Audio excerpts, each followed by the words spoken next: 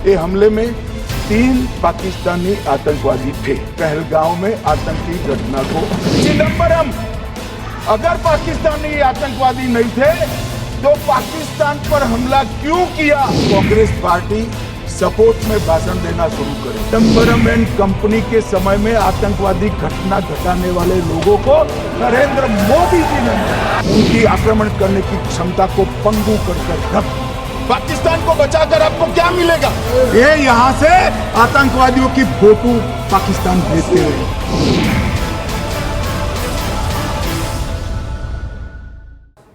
तो लोकसभा में आज दोपहर गृह मंत्री अमित शाह जब खड़े हुए तो सबके मन में यही सवाल था कि आखिर उन आतंकवादियों को मार गिराने में कैसे सुरक्षा बलों को सफलता मिली, जो 22 अप्रैल को पहलगाम में आतंकी हमले को अंजाम देने के बाद से ही गायब थे। अमित शाह ने अगले आधे घंटे में इसकी सिलसिलेवार ढंग से जानकारी दी और वही जानकारी इस वीडियो के माध्यम से हम आप तक पहुंचा रहे हैं। अमित शाह ने कहा कि 22 अप्रैल 2025 के दिन जब पहलगाम की बैसरन घाटी में आतंकियों ने हमला किया, उसकी सूचना मिलते ही सुरक्षा एजेंसियों ने सुनिश्चित किया कि वो देश से बाहर भाग नहीं पाए, यानी कि एक्सफिल्ट्रेट ना कर पाए। इसी के तहत उसी दिन ऑपरेशन लॉन्च कर दिया गया आतंकियों को पकड़ने के लिए। 22 अप्रैल को दिन में 1 बजे पहलगाम में हमला हुआ। 5:30 बजे अमित शाह खुद श्रीनगर में उतर चुके थे। उन्होंने आईबी, सेना, CRPF, BSF, Jammu Kashmir police सहित तमाम सुरक्षा एजेंसियों के अधिकारियों के साथ रात में बैठक की। तय किया कि आतंकियों को भागने नहीं दिया जाएगा, जल्द से जल्द उन्हें पकड़ा जाएगा। पहलगाम हमले में 25 भारतीय और 1 नेपाली टूरिस्ट की मौत हुई थी। कुल 26 लोगों को आतंकवादियों ने उनका धर्म पूछ कर उन्हें निशाना बनाया था। मोदी सरकार ने संकल्प लिया कि ना तो ये आतंकी बचेंगे और ना ही इनको शह देने वाले। 22 अप्रैल की रात में अमित शाह ने सुरक्षा बलों के साथ बैठक की श्रीनगर में। उधर अगले दिन प्रधानमंत्री नरेंद्र मोदी की अगुवाई में कैबिनेट कमेटी ऑन सिक्योरिटी की बैठक हुई, जिसे सुपर कैबिनेट भी कहा जाता है। दरअसल पहलगाम हमले के दिन मोदी विदेश दौरे पर थे, लेकिन हमले की खबर मिलते ही अपना दौरा समेटकर स्वदेश लौट आए। मोदी की अगुवाई में 23 अप्रैल को जब दिल्ली में सीसीएस की बैठक हुई तो इसमें कई बड़े फैसले लिए गए। सबसे बड़ा फैसला था सिंधु जल संधि को स्थगित करने का फैसला। यही नहीं, एकीकृत जांच चौकियों को भी बंद कर दिया गया। पाकिस्तानी नागरिकों के वीजा सस्पेंड किए गए। पाकिस्तान की आर्मी, नेवी और एयरफोर्स सलाहकारों को जो दिल्ली में पाकिस्तान हाई कमीशन में तैनात थे, उन्हें अवांछित घोषित करते हुए निकाल बाहर किया। पूरे पाकिस्तान हाई कमीशन के कर्मचारियों की संख्या को 55 से घटाकर 30 कर दिया गया। अगले दिन बिहार की जनसभा में नरेंद्र मोदी ने अपनी सरकार का रुख पहलगाम हमले को लेकर साफ किया।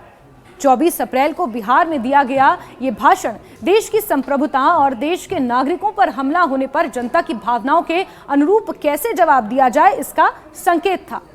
मोदी ने साफ तौर पर कहा कि 22 अप्रैल को पहलगाम में हुआ हमला निहत्थे पर्यटकों पर हमला नहीं, बल्कि भारत की आत्मा पर हमला है।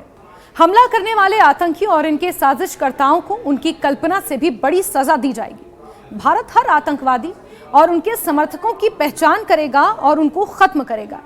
इसी कड़ी में प्रधानमंत्री मोदी की अगुवाई में 30 अप्रैल को फिर से सीसीएस की बैठक होती है। उसमें सशस्त्र बलों को ऑपरेशन की पूरी आजादी दी गई, जब चाहें, जिस तरह चाहें, पहलगाम में हुए हमले का जवाब देने की। एनएसए और तीनों सेना के प्रमुखों को साफ तौर पर यह बता दिया गया। इसके बाद व्यापक तैयारी की गई। आतंकियों के ठिकानों को चिन्हित किया गया।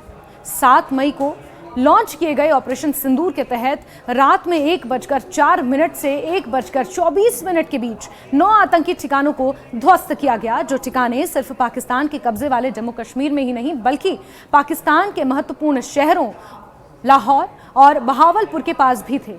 पाकिस्तान के 100 किलोमीटर के अंदर थे। पाकिस्तान के पंजाब प्रांत में स्थित इन हमलों की योजना बनाते समय इस बात का भी ध्यान रखा गया कि किसी निर्दोष नागरिक की जान ना जाए।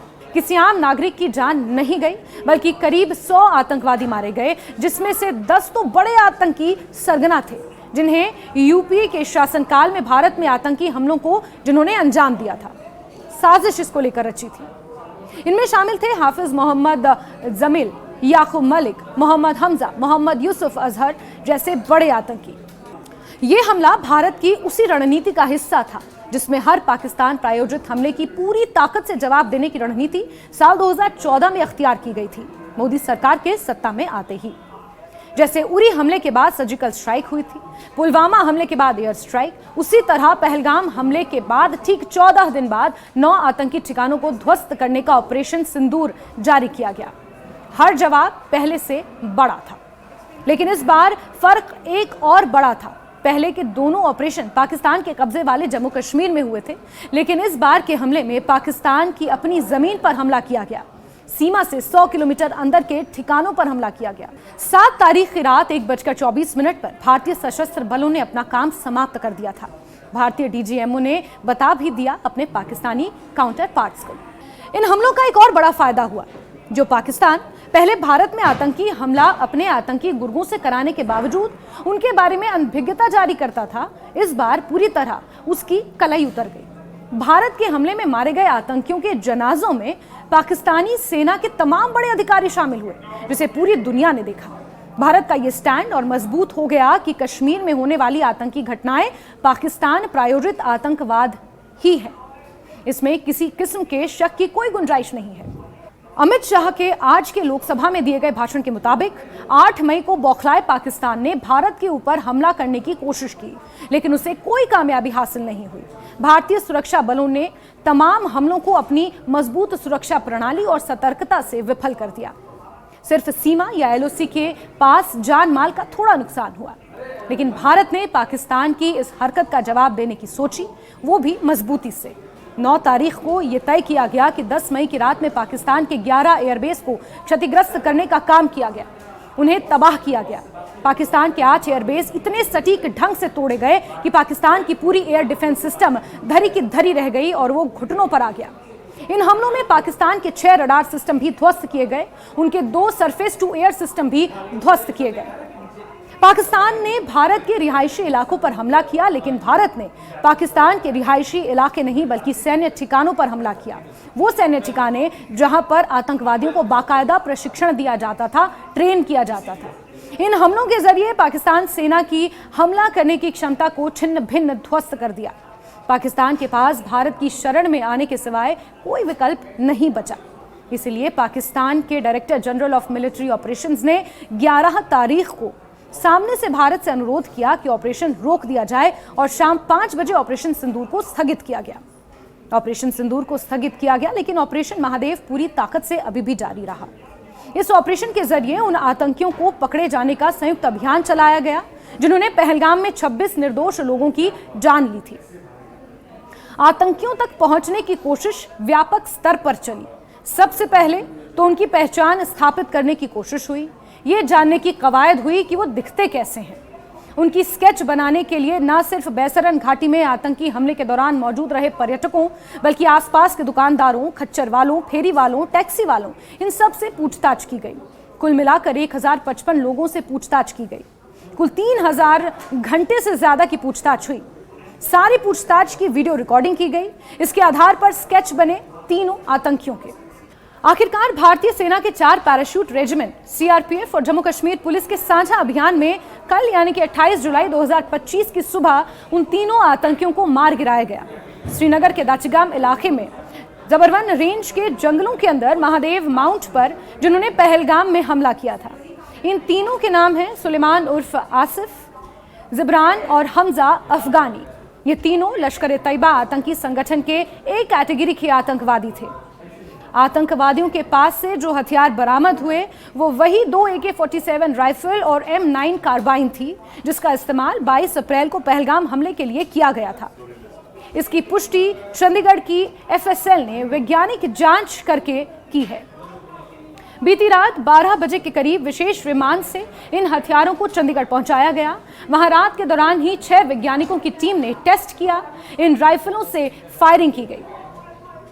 इसके बोर और खोखों के मिलान के बाद सुबह 4 बजे गृह मंत्री को सूचित किया गया कि ये हथियार वही हैं जिनका इस्तेमाल पहलगाम हमले में किया गया है।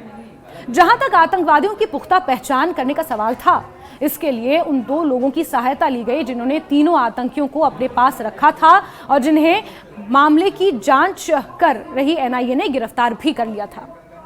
जंगल में छुपकर रह रहे इन आतंकियों को पकड़ना आसान नहीं था। इन्हें पकड़ने के लिए सुरक्षा बलों को तमाम तकनीकी साधनों और उपकरणों का इस्तेमाल करना पड़ा, जिसमें एडवांस सेंसर टेक्नोलॉजी भी शामिल थी। महीनों की मेहनत और सैकड़ों जवानों की बहादुरी का परिणाम रहा कि ऑपरेशन महादेव पूरा हुआ।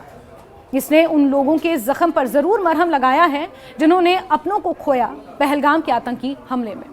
ऑपरेशन महादेव के तहत बड़ी कामयाबी तब मिली जब बशीर और परवेज नामक उन 2 लोगों की पहचान की गई जिन्होंने हमले के पहले आतंकवादियों को पनाह दी थी। 22 जून को इनकी पहचान हुई, इन्हें गिरफ्तार किया गया। इन दोनों ने ही तीनों आतंकियों को अपनी झोंपड़ी यानी कि ढोंक में पनाह दी थी। पूछताछ में ये पता चला कि 21 अप्रैल की रात को 8 बजे तीनों आतंकी परवेज के ढोंक पर आए थे। 2 आतंकियों ने काली पोशाक पहनी थी जबकि तीसरे ने अलग गेटअप बनाया हुआ था। इन तीनों ने खाना खाया, फिर जाते समय नमक, मसाले, अनाज लेकर वो चले गए। एक तरफ आतंकियों को ढूंढा जा रहा था तो दूसरी तरफ घटनास्थल से मिले सबूतों की वैज्ञानिक जांच भी चल रही थी। इसके तहत बैसरन घाटी में चली गोलियों के खाली खोखों को चंडीगढ़ फॉरेंसिक साइंस लेबोरेटरी में टेस्टिंग के लिए भेजा गया, जहां जांच से यह पता चला कि गोलियां 2 AK-47 राइफलों और एक M9 कार्बाइन से चलाई गई थी।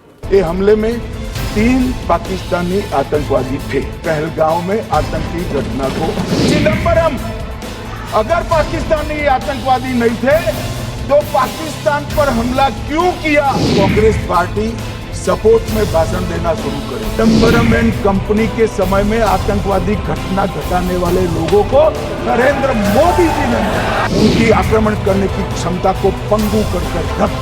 पाकिस्तान को बचाकर आपको क्या मिलेगा? ये यहाँ से आतंकवादियों की फोटो पाकिस्तान भेजते हुए